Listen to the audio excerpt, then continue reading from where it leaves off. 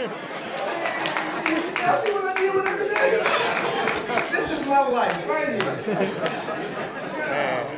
Brian, I was allocating 4 minutes per family.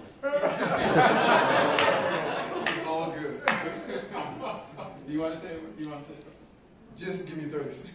30 seconds. Multiply that a little bit.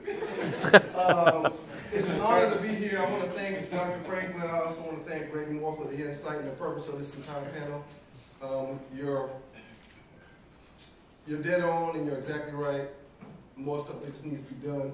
Also want to thank Ron Thomas for having me. When we were contacted to come and be a part of this panel, the first question I asked the intern or the producer was, who else is going to be on the panel? When he said Tommy Smith, I said, count me in. And then he said Bill Roden, and I said, oh my God, count me in. Don't even say no more names because I might get too excited. It's an honor for me to be up here with names that we're surrounded by right now. A total honor. To the young people that's in the crowd, I know some of you have had long days, and I just want you to make the most of every opportunity, not just when you come to panels like this and listen to speakers that are truly ordained to speak, but even in your classrooms, when coaches speak to you. If Dr. Franklin and the likes thereof are going to have people sit in front of you to talk to you about something, if you listen and pay attention, trust me, it can change your life for the better, somewhere.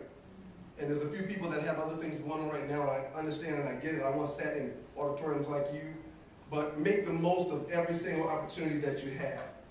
You don't want to look back in 10 years or 15 years from now and say, if I would have or if I should have. You don't want to do that to yourself, so make the most of every single opportunity. I'd also like to leave something, a quote that's one of my favorite quotes. If your net worth will equal your net worth. And that's been talked about on this panel already. If you're hanging out with dudes that are drinking and smoking and playing video games all day, you're probably going to be drinking and smoking and playing video games all day. If you're hanging out with folks that are sitting down having brainstorming sessions about trying to take over the world and be multimillionaires, you're probably going to ultimately be taking over the world and be multimillionaires. So look around who you're hanging out with and who you're breaking bread with. You're looking at yourself, okay? And lastly, I want to say, the tongue speaks life or death, okay? Too many times I hear negativity coming out of people's mouths about themselves. You're setting yourself back, okay? Speak positive, think positive. If you see it in your mind, you can achieve it. If you see it, you can touch it, you can make it a reality. When I went to Georgia Tech, and on fine Saturdays and Sundays when we didn't have something football related, I used to drive around Buckhead and drive through East Paces Ferry and drive past the governor's mansion, and I would always say to whoever was riding in the car, I'm going to have a house just like that one day. Pass the next car, I'm going to have a car just like that one day. I'm going to do big things. I never talked bad about myself. I never said the word can't, because can't never could. I always said positive things and tried to do and speak positivity when it came to myself. Okay? Everyone's going to make mistakes, but you will fall down and you'll get back up. Always do the best that you can. And when it comes to the young folks, think about your future. I think too often when we're your age, we think about what's next as in next week. Nah, man, it's a whole lot deeper than that.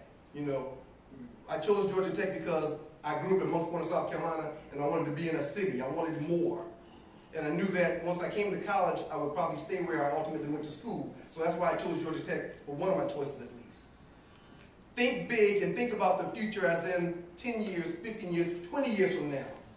Because just that quick, you wake up and you'll be like, man, 20 years ago, I was in high school. I graduated in '91. Next summer will be 20 years I've been out of high school. And I'm already thinking about what I want to do on my 50th birthday. I'll be 37 this year in August.